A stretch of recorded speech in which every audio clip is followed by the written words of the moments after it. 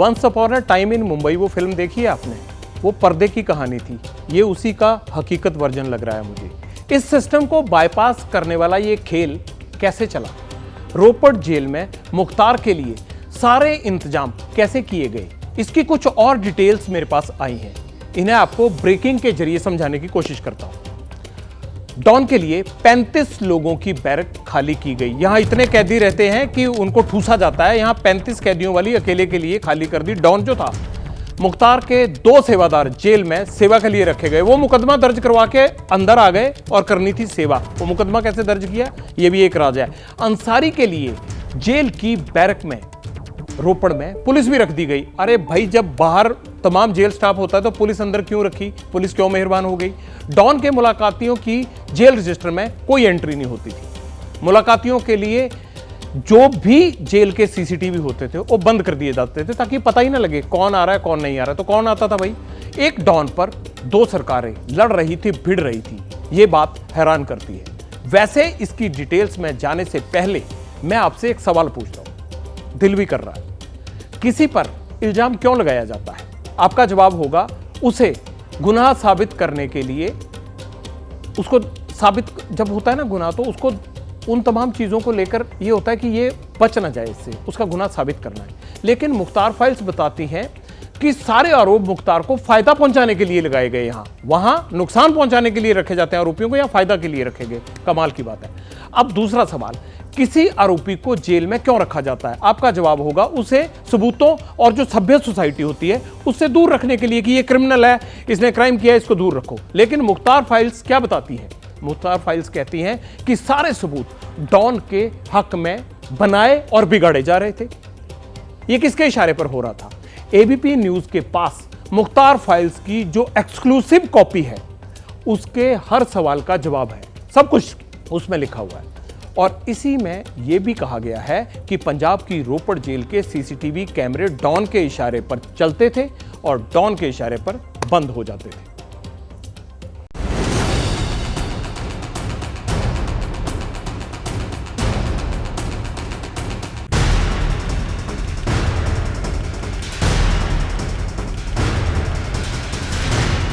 रोपड़ की जेल के नजदीक ये है सन एनक्लेव।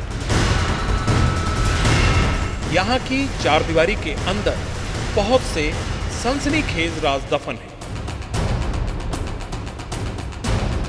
सन एनक्लेव के फ्लैट नंबर 604 में कुछ लोग रहते थे। ये लोग 2019 से यहाँ थे, लेकिन मई 2021 में इन्होंने फ्लैट खाली कर दिया और अचानक कहीं चले गए।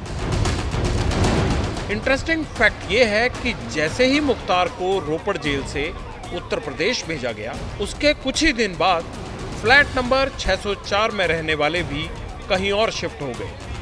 फ्लैट नंबर 604 का मुख्तार अंसारी कनेक्शन आपके होश उड़ा देगा। मुख्तार अंसारी रूपनगर की जेल में 2 साल तक रहा। तब तक उसका परिवार भी रूपनगर में ही रहा और उसके गुर्गे भी रहे।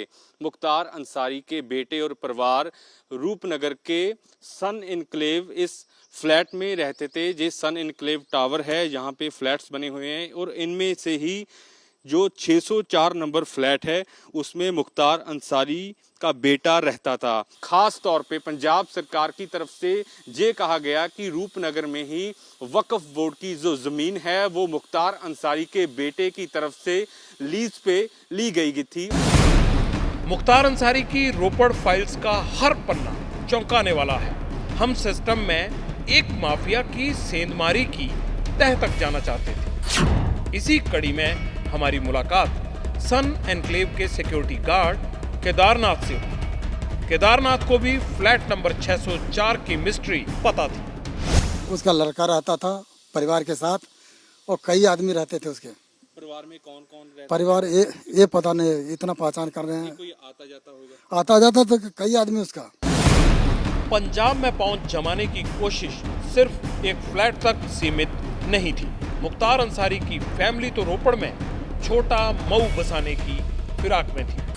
जी हाँ, पंजाब सरकार के रिकॉर्ड में एक और चौंकाने वाली बात है, और वो ये कि मुख्तार अंसारी के बेटों ने रोपड़ में वक्फ बोर्ड की जमीन लीज पर ले रखी है।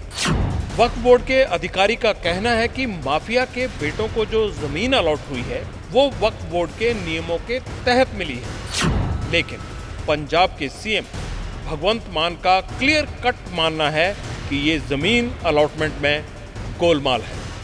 ਪੰਜਾਬ ਸਰਕਾਰ ਨਾਲ ਸੰਪਰਕ ਕਿਹੜੇ ਚੈਨਲ ਤੋਂ ਕੀਤਾ? ਕੈਪਟਨ ਸਾਹਿਬ ਨੂੰ ਮੈਂ ਦੱਸ ਦੇਣਾ ਚਾਹੁੰਦਾ, ਉਹ ਕਹਿੰਦੇ ਮੈਂ ਜ਼ਿੰਦਗੀ 'ਚ ਕਦੇ ਮਿਲਿਆ ਨਹੀਂ। ਰਣਿੰਦਰ ਨੂੰ ਪੁੱਛ ਲਿਓ। ਰੋਪੜ ਜ਼ਿਲ੍ਹੇ ਦੇ ਵਿੱਚ ਹੀ ਅੰਸਾਰੀ ਦੇ ਬੇਟੇ ਤੇ ਅੰਸਾਰੀ ਦੇ ਭਤੀਜੇ ਦੇ ਨਾਂ ਤੇ ਵਕਫ ਬੋਰਡ ਦੀ ਜ਼ਮੀਨ ਹੈ। अब आपको हम मुख्तार अंसारी को मिलने वाले वीवीआईपी ट्रीटमेंट के सबसे चौंकाने वाले तथ्य बताते हैं। रोपड़ जेल की जिस बैरक में मुख्तार अंसारी को रखा गया था उसमें 35 कैदियों की जगह थी, लेकिन बैरक में अकेले मुख्तार रहता था। मुख्तार अंसारी के वीवीआईपी ट्रीटमेंट से जुड़ी जो इन्वेस्टिगेशन फाइल सीएम भगवंत मान के टेबल पर है उसमें लिखा है डॉन के लिए 35 लोगों की बैरक खाली की गई।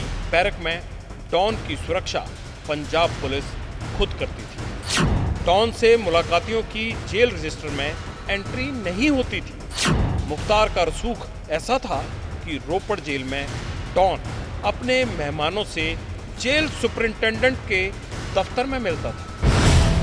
अफवाहें तो यहाँ तक उठी कि रोपड़ जेल के अंदर मुख्तार अंसारी अपनी बीवी से मिलता था और वो मुख्तार की बैरक में रुकती भी थी, लेकिन जांच रिपोर्ट में ऐसी किसी मुलाकात या नाइट स्टे का कोई जिक्र नहीं है।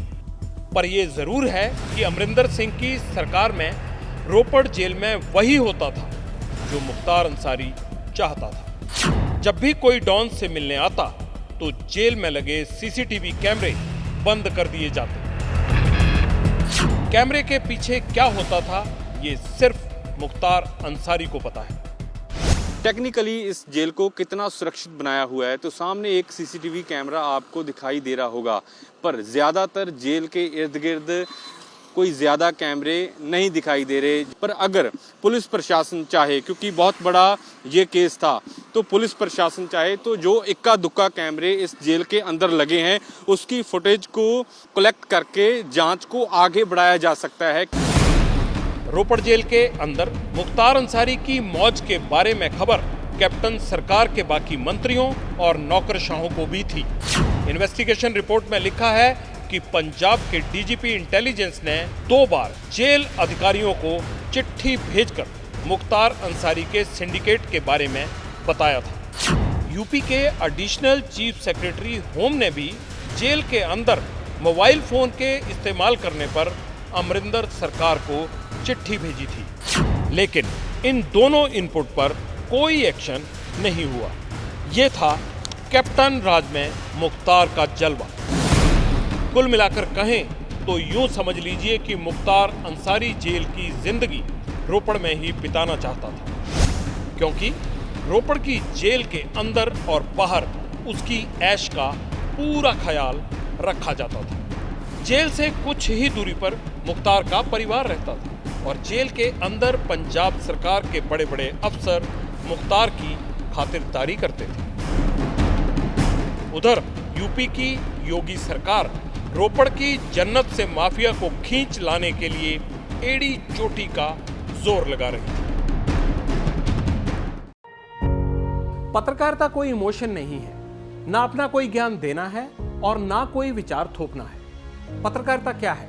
पत्रकारिता का मतलब है सही जानकारी इकट्ठा करना और तथ्य बताना। पत्रकारिता आज जितने महत्वपूर्ण दौर में है शायद पहले नहीं थी। इस दौर से निकलने के लिए सिर्फ सच दिखाने की जरूरत है, वो सच जो आपके हित को आगे रखे। इसलिए अब रात 9 बजे प्राइम टाइम नहीं होगा, ये आपका टाइम है। जगविंदर पटियाल के साथ देखिए पब्लिक इंटरेस्ट 17 जुलाई से सोमवार से शुक्रवार रात 9 बजे सिर्फ एबीपी न्यूज पर। एबीपी न्यूज आपको रखे आगे।